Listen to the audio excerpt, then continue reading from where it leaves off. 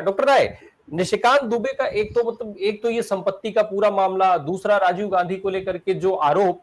निशिकांत दुबे इस समय जिस तरीके से बौखलाए हुए हैं, कांग्रेस की जो खुलासे हैं, कांग्रेस का जो अटैकिंग मोड है, या जो कांग्रेस में जिस तरीके से मुद्दों पर केंद्रण हुआ है, वो सारी चीजें बर्दाश्त नहीं हो पा रही है। इस वजह से ये सब बौखलाहट है, सारे आरोप है, सारे प्रत्यारोप है, अपनी कमियां छुपाने की कोशिश भी इसको माना जाए। राम प्रकाश जी, ये जो आदमी है जिसका आप नाम ले रहे हैं, मैं उसके बारे में कुछ ज्यादा जानता नहीं हूँ। कभी कभी विवादों पे उसका नाम आता है और वो विवाद की बातें करता है, इसीलिए उसके नाम पे चर्चा हो रही है। अब देखिए, यहाँ हम चार लोग बैठ करके एक बेवकूफ आदमी के बारे में चर्चा कर रहे हैं, जिसकी बातें बेसलेस होती हैं, जिसका कोई आधार नहीं है, जो सिर्फ हल्की बातें करके चर्चा में रहना चाहता है।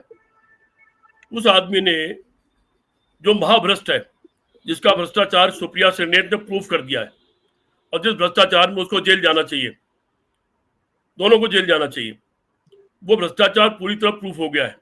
इसका कॉग्निजेंस लेकर के लोकपाल को इसके ऊपर खिलाफ मुकदमा कायम करवा देना चाहिए। इसके ऊपर ईडी की रेड हो जानी चाहिए, इनकम टैक्स की रेड हो जानी चाहिए। होगी नहीं, क्योंकि सब बेईमानों की मिली भगत है। इस आदमी ने सिर्फ आरोप नहीं लगाया है, इस आदमी ने, आपने कहा कि वो आईटी के, आपने कहा कि वो आईटी का कितना बड़ा काम किया राजीव गांधी जी ने, और क्या क्या कहा आपने। लेकिन राजीव गांधी ने आईटी का काम किया, राजीव गांधी प्राइम मिनिस्टर थे, इतना नहीं है। राजीव गांधी शहीद हैं, भारत के लिए शहीद हुए हैं। एक शहीद के ऊपर उंगली उठाना इस तरह के मक्कार लोगों की बस की बात ही हो सकती है। जो मक्कार भी हैं, भ्रष्ट भी हैं, चोर भी हैं, उन्हीं के बस की बात हो सकती है कि शहीदों के ऊपर भी उंगली उठाएं। 11 साल हो गया, 12वां साल चल रहा है, न जाने क्या क्या वादे करके आए थे। 100 दिन में तमाम बेईमानों को जेल भेजने की बात करके आए थे, और ये कहा था स्पेशल कोर्ट बनेगी, उसमें अधिकारी हो चाहे नेता, स्पेशल कोर्ट उनको जेल भेज देगा 100 दिन के अंदर। पता नहीं वो 100 दिन कब आएगा। और सारी भ्रष्टाचार की नई कहानी, व्यास साहब ने बड़ी अच्छी बात कही कि ये लोग भ्रष्टाचार के एक्सपर्ट हैं, और भ्रष्टाचार किस तरह नए नए रास्ते से होता है, जो लोग नहीं जानते थे वो नए नए रास्ते कैसे तलाश दिखाए जा सकते हैं, वो इन्होंने दिखाया है।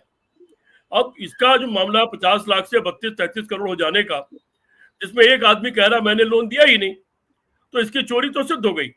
और चूंकि चोर पकड़ा गया है, तो अक्सर हमने समाज में ऐसा देखते हैं कि जो आदमी चोर होता है या किसी और तरीके से गंदा आदमी माना जाता है, तो उसके ऊपर जब कोई आरोप लगता है तो वो अपना ही आरोप उन लोगों पर लगाने की कोशिश करता है जो लोग उस पर आरोप लगा रहे होते हैं या जो उसके आरोप को प्रूव कर रहे होते हैं। इस आदमी ने बहुत घटिया काम किया है। 11-12 साल हो गया, अगर किसी भ्रष्टाचार हुआ था तो आपने कार्रवाई क्या की अब तक? आप बाटला साहब को लेकर के चुनाव में आपने बड़ी बड़ी बातें कही थी कि आएंगे और उनको जेल भेज देंगे, क्या कार्रवाई कर पाए आप? दूसरे जो मामले जिसमें सोनिया गांधी को घंटों बैठाया आपने ईडी ऑफिस में, राजीव गांधी को घंटों राहुल गांधी को घंटों बैठाया आपने ईडी ऑफिस में, आप उसमें क्या कर पाए, क्या निकाल पाए?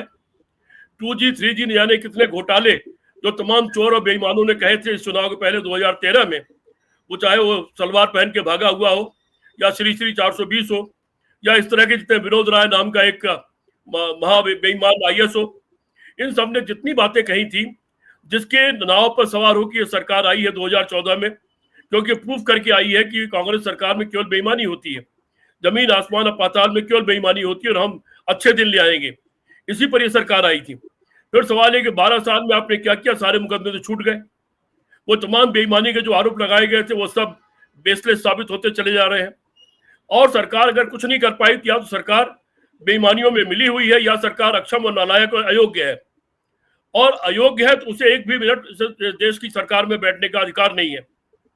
एक भी मिनट प्रधानमंत्री और गृह मंत्री को अपने पदों पर रहने का अधिकार नहीं है। अगर 12 साल में भी आप बेईमानों के खिलाफ कोई कार्रवाई नहीं कर पाए, आप चोरी रोक नहीं पाए, आप काला धन वापस ला नहीं पाए, आप अपने वादे पूरे कर नहीं पाए, तो आपको बिल्कुल कोई अधिकार नहीं कि आप अपने पदों पर बैठे और आपकी सरकार एक विधि चलनी चाहिए। ये मजबूरी है लोकतंत्र की कि आपको किसी भी तरह से बेईमानी से ही सही। निर्मला सीतारमण के पति ने कहा है कि 79 सीटें बेईमानी से उन्होंने जीती हैं। यानी जो मैं कहा करता था चुनाव से पहले कि 176 सीट ये पार नहीं करेंगे, इसका मतलब मेरी बात करीब करीब सही थी। उतना ही आंकड़ा निर्मला सीतारमण के पति के कहने के बाद निकल के आया कि उतनी सीटें बेईमानी से जीती हैं।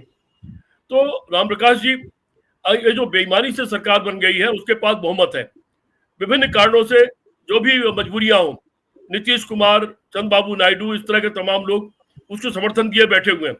चाहे देश का कितना भी विनाश हो जाए, विदेश नीति खत्म हो जाए, आर्थिक नीति बर्बाद हो जाए, समाज टूट जाए, कुछ भी हो जाए, उसके नाते सरकार चल रही। कोई ऐसा तरीका नहीं कि बीच में सरकार की हटाई जा सके, उसका कोई तरीका नहीं है। तो ठीक है, उसका ये मजा ले रहे हैं, उसको दिन दूनी रात चौगनी बेईमानी कर रहे हैं। अडानी को जीरो से लेके हीरो बना दिया और दुनिया का बहुत बड़ा अरबपति बना दिया। ये सारी चीजें निगाह में है। और जब भी सरकार बदलेगी, जब भी, क्या मुझे लगता नहीं कि 2029 आ पाएगा, उसके पहले सरकार मुझे लगता है ये चली जाएगी, और मैं उसके कारण समझता हूँ। लेकिन जब भी ये सरकार चली जाएगी, उसके बाद के लिए इंतजार कर रही है कि जितने भी बेईमानी और भ्रष्टाचार आपने किए हैं उनकी सब निगाह में और सबकी लिस्ट बनी हुई है। फिर आपके खिलाफ क्या कार्रवाइयां होगी, और बाकी जो भी आप कर रहे हो, ईडी का इस्तेमाल, इनकम टैक्स का इस्तेमाल, पुलिस का इस्तेमाल, और पुलिस को आपने जो नए नए रास्ते दिखाए हैं कि विरोधी दलों के साथ क्या करना है, वो सारी चीजें आपके खिलाफ भी इस्तेमाल हो सकती हैं। उस दिन से डरना चाहिए। लेकिन कोई बात नहीं, देखते हैं, इंतजार करते हैं। और इस बेईमान आदमी के बारे में क्या बात करना है, इसको तो अब जेल जाना चाहिए, इतना ही खाली कह सकता हूँ। जी राम प्रकाश जी। डॉक्टर राय, एक और चीज है जो मैंने जुडिशरी की बात की, मैंने अभी तमाम संस्थाओं की बात की, उनका तो खैर जो हश्र है वो है ही, लेकिन एक ऐसे दल का, एक ऐसे राजनीतिक दल का सत्ता में बैठ जाना जिसके पास अपना कोई विजन नहीं है, कोई विचार नहीं है, ये भी एक बड़ा कारण है जो हम इस तरीके के हालात को देख रहे हैं कि ऐसे ऐसे लोग हैं जो प्रतिनिधि भी बने हैं, जिनको चुन करके जनता भेजती है, और वो जा करके और इस तरीके की बातें करते हैं। न केवल संवैधानिक संस्थाओं को टारगेट करके करते हैं, बल्कि तमाम भ्रष्टाचार में लिप्त हैं, आकंठ डूबे हुए हैं, और उसके बाद जो है वो जो विभूतियां हैं भारत की, उनका अपमान करते हैं, शहीदों का अपमान करते हैं, पूर्व प्रधानमंत्री का अपमान करते हैं, जिनके पास एक विजन होता है, चाहे वो नेहरू की बात करें, इंदिरा गांधी की बात करें, राजीव गांधी की बात करें, या आज राहुल गांधी की बात करें। राम प्रकाश जी, आरएसएस के साथ मुश्किल यह है कि उसके पास सचमुच कोई विचार नहीं है। जो विचार है वो आदिम युग के विचार हैं, जो आज चलने नहीं है। और कभी, अच्छा, आप इतने सब लोग बैठे हैं, कभी आरएसएस को आपने किसी सामाजिक मुद्दे पर बोलते देखा है? समाज कहाँ बिगड़ रहा है, देश कहाँ बिगड़ रहा है, महिलाओं पर क्या अत्याचार हो रहा है, हिंदू महिलाएं शरीर क्यों बेच रही हैं, हिंदू महिलाएं भीख क्यों मांग रही हैं, इस पर बोलते देखा है? हिंदू लड़कियों के साथ बलात्कार हो जाता सामूहिक, कभी आरएसएस का कोई बयान नहीं आता।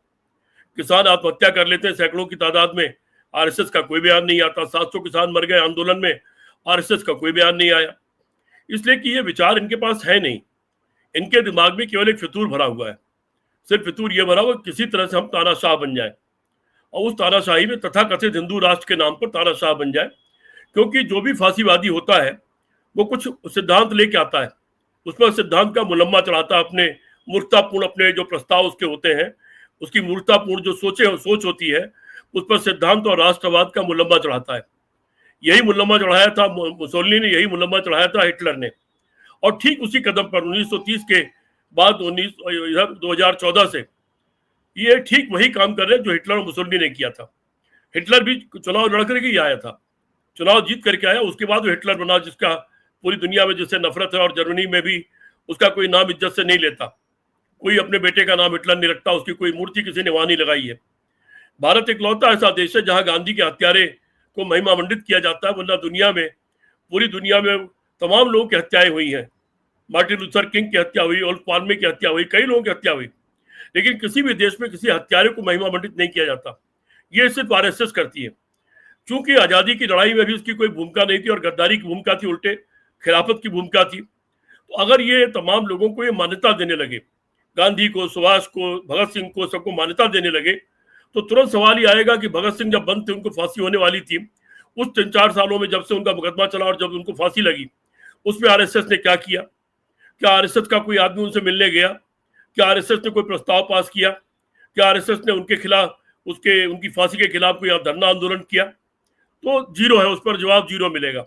सुभाष चंद्र बोस अपने लिए जब सेना भर्ती कर रहे थे, तो इनके चीफ लोग कह रहे थे कि सुभाष की सेना में भर्ती होने के बजाय आप अंग्रेजों की सेना में भर्ती हो। तो तमाम गुनाह इन्होंने अपने किए हैं, और वो सारे गुनाह इनके मत्थे लगे हुए हैं। अब इनकी मजबूरी है कि सारे महापुरुषों को डिस्कार्ड करो, आजादी को डिस्कार्ड करो, तिरंगे को डिस्कार्ड करो, राष्ट्रीय जनगण मन को डिस्कार्ड करो, सारी चीजों को डिस्कार्ड करो और लोगों को भुलाओ। अपने शाखा में बुला बुला करके कोशिश करो कि ज्यादा से ज्यादा लोग भूलें और हर चीज के नेगेटिव पहलू पर जाएं। गांधी की बुराइयां देखें, नेहरू की बुराइयां देखें, इस आजादी की बुराइयां देखें, संविधान की बुराइयां देखें, क्योंकि जब सब कुछ मिटा देंगे ये, तब एक कोरी स्लेट उन पर मिलेगी, उस पर लिख सकेंगे फांसीवाद। फिर वो फांसीवाद होगा जिसमें आरएसएस का चीफ तानाशाह होगा, जिसमें हम आप नहीं होंगे, टीवी चैनल नहीं होंगे, ये बहसें नहीं होगी, पढ़ाई नहीं होगी। पढ़ाई होगी तो उनकी मर्जी की होगी, हमारी मर्जी के कपड़े नहीं होंगे, खाना नहीं होगा, बोली नहीं होगी, भाषा नहीं होगी, किताबें नहीं होगी, कुछ नहीं होगी। ठीक है, उसकी उम्र भी होती नहीं है, उसकी उम्र उतनी होती है जितनी उम्र हिटलर और मुसोलिनी की रही, उतनी ही उम्र होती है, और अंत में आपको हत्या करनी पड़ती है, पलायन करना पड़ता है, फांसी लटकना पड़ता है। लेकिन इरादा है, उस इरादे के पक्के हैं ये। दरअसल आरएसएस के बारे में मेरा मानना यह है कि ये महामूर्ख लोगों की, अज्ञानी लोगों की, लेकिन बहुत कमिटेड लोगों की एक फौज है, जो महामूर्ख है, अज्ञानी है, जिनके पास कोई विचार नहीं है, जिनके पास कोई विजन नहीं है, जिनके पास कोई सपना नहीं है, जिनके पास कोई सिद्धांत नहीं है, जिनके पास कोई संकल्प नहीं है, लेकिन कमिटमेंट है। बचपन से पैदा उनको एक अंधा बनाते बनाते बनाते बनाते और कोल्हू की बैल की तरह उनकी आंख पर एक पट्टी बांध दी गई है, और उस एक कमिटमेंट में उनको डाल दिया गया, जो शुद्ध आरएसएस के और उनके तीनों जो उनके ट्रेनिंग कैंप लगते हैं वो अटेंड करके आ जाते हैं, वो उसी तरह कमिटेड होते हैं। ये अलग बात है कि अभी केरला का एक लड़के ने आत्महत्या कर लिया और उसने कहा कि उसके 4 साल में शोषण हुआ और उसका लगातार आरएसएस लोग शोषण करते रहे, और उसने कहा दुनिया की सबसे बुरी अगर कोई संस्था है तो आरएसएस है, इसमें किसी को न बच्चे भेजने चाहिए, न जाना चाहिए। वो उससे बड़ा डिस्टर्ब हो गया, वो डिस्टर्ब हो गया, लेकिन बाकी लोग डिस्टर्ब अभी हो नहीं पाए हैं, अंदर अंदर घुट रहे होंगे, कि जिसके साथ भी बलात्कार हो जाता होगा अंदर अंदर घुटता होगा और शर्म भी करता होगा, कैसे बता दूं मेरे साथ बलात्कार हुआ, या उसका आदी हो जाता होगा। तो ये एक इस तरह के लोगों की संस्था है, जहां आपका आत्मसम्मान मार दो, आपकी सोच मार दो, आपका चिंतन मार दो, आपका दिमाग मार दो, आपका दिल मार दो। सिर्फ आरएसएस जो कहे, उनकी जो शाखा में जो कुछ कहा जाए, या उनके तमाम जो प्रशिक्षण वर्ग शब्द इस्तेमाल करते हैं ये, उसमें जो सिखाया जाए, पढ़ाया जाए, जो उनकी किताबें बट रही हो, जो उनके पर्चे बट रहे हो, उसमें आप जो सीखिए सिर्फ वो जानिए कि वही सच है, वही समाज है, वही देश है, वही दुनिया है, और कुएं के मेढक बन करके उतना ही सोचते रहिए जितना कुएं में आपको दिखलाई पड़ता हो। इसलिए रामप्रकाश जी, इनके बारे में क्या बात की जाए, इरादा है इनका, ये अलग बात है कि ये इरादे में सफल नहीं हो पाएंगे, ऐसा मेरा मानना है। सरकार जरूर बना ली, धोखा हो गया। धोखा इसलिए हो गया कि मनमोहन सिंह जी एक शरीफ आदमी थे, वो एक अर्थशास्त्री थे, एक प्रोफेसर थे, लेकिन विशुद्ध नेता नहीं थे। मनमोहन सिंह की जगह कोई हमारे जैसा कोई नेता होता तो वो जो आया था भागा हुआ ड्राइवर अन्ना, जो भाग गया, उसकी जीप के सब लोग मर गए, अकेला भाग गया, वो भागा हुआ जो ड्राइवर आया था, उसको पहले दिन उठा लेते, उससे कहते चलो चौराहे बैठो, बहस करो, 4 आदमी बैठा देते, इससे सवाल पूछो, उसको क्या आता है, भाग गया होता उसी दिन। उसके बाद वो जो सलवार पहन के भागा था, उससे भी बात करते। तो राजनीति को राजनीति की तरह डील करना पड़ता है, बहुत बड़े दिल से राजनीति को डील नहीं किया जाता। कानून व्यवस्था और कानून का पालन कराना और संविधान का पालन कराना, देश को सुरक्षित रखना भी देश में राजनीति करने वालों का उनका ये अधिकार भी होता है और कर्तव्य भी होता है। लेकिन मनमोहन सिंह जी शरीफ आदमी थे, उन्हीं के अंदर का एक नौकर उनको बेईमान सिद्ध करता रहा और वो कुछ नहीं कर पाए, वो चुप रहे, वो बोल नहीं पाए बेचारे, क्योंकि शरीफ थे और प्रोफेसर थे और शास्त्री थे, नेता नहीं थे। और उसके सहारे इन्होंने सरकार बना ली, और उसके बाद लगातार बेईमानी से सरकारें बना रहे, वो प्रूफ होता जा रहा लगातार, उसकी पोल राहुल गांधी खोल चुके हैं। अब मुश्किल यह है इन लोगों के साथ कि जिनके कोई सिद्धांत ही नहीं है, जिनके मन में कोई सपने ही नहीं है देश के लिए, दुनिया के लिए, समाज के लिए, उनसे क्या बात की जाए, उनसे किस विषय पर चर्चा की जाए। एक ऐसा प्रधानमंत्री जिसको आए हुए 12 साल हो गया, उसने एक प्रेस कॉन्फ्रेंस नहीं की, एक प्रेस कॉन्फ्रेंस जो झेल सकने और उसको सामना कर सकना की जिसकी स्थिति नहीं है। ये आरएसएस का उदाहरण है कि आरएसएस के लोग कैसे होते हैं। ये अलग बात है कि जो आरएसएस का चीफ है वो विज्ञान भवन में बैठ करके पहले से सवाल ले लेता है और फिर उसकी तैयारी करके उसके जवाब दे रहा होता है, क्योंकि पूरी दुनिया में आप जरा डाल दीजिए वीडियो आरएसएस इंटरनेशनल लेवल पर, और @of आरएसएस डाल दीजिए या #आरएसएस डाल दीजिए, तो आपको इंग्लैंड में, अमेरिका में, जगह की जगह की संसद में आरएसएस के बारे में क्या भाषण हो रहे हैं और क्या चीजें हो रही हैं, और वहां जो एचएसएस के नाम पर संस्था चला रहे हैं उसके बारे में क्या चिंताएं हैं, उसको लेकर के वो सारे देश बड़े चिंतित हैं। वो परेशान है कि कहीं उनके देश में इस तरह की नफरत वाले लोग पैदा ना हो जाए, जो सेमी मिलिट्री टाइप का एक संगठन बना करके बैठे हुए हैं। तो उनका क्या होगा, क्योंकि वो लोग तो खुले लोग हैं, कोई भी देश में आ जाए, अगर उसके अंदर कोई काबिलियत है, पढ़ा लिखा है, किसी काम का है, तो वो उसको सर पे बैठा लेते हैं, बोले चाहे जितना आगे बढ़ना चाहो बढ़ो, आओ हम आपको सुविधा देते हैं आगे बढ़ने की। और वहां घुस करके ये अगर नफरत और फांसीवाद लेके जाएंगे, उसको लेके सारे देश चिंतित हैं और उन सारे देशों में चिंता व्यक्त की जा रही है। और वहां की संसद में, वहां के सदनों में उसके बारे में भाषण हो रहे हैं। वहां पर भी इनके बारे में छानबीन शुरू हो चुकी है, इनके आर्थिक स्रोतों के बारे में छानबीन शुरू हो चुकी है। उस सबसे घबरा करके यहाँ के विज्ञान भवन में बैठ करके राजदूतों को बुला कर, अन्य लोगों को बुला करके ये तरह तरह की सफाई देते हैं और सफाई देकर के अपना चेहरा उजला करने की कोशिश करते हैं। लेकिन चेहरा ऑलरेडी इतना काला है कि करे क्या हो रामप्रकाश जी। इस तरह के लोगों के बारे में हम लोग बहस कितनी भी करते रहे, वो जैसे हैं वैसे ही हैं। वो एक पूछ वाला मामला है जो कितने भी साल तक आप पाइप में डाल दो लेकिन सीधी नहीं होती है, तो उसी तरह की वो जमात है और सारे फांसीवादी उसी तरह के होते हैं। जी रामप्रकाश जी।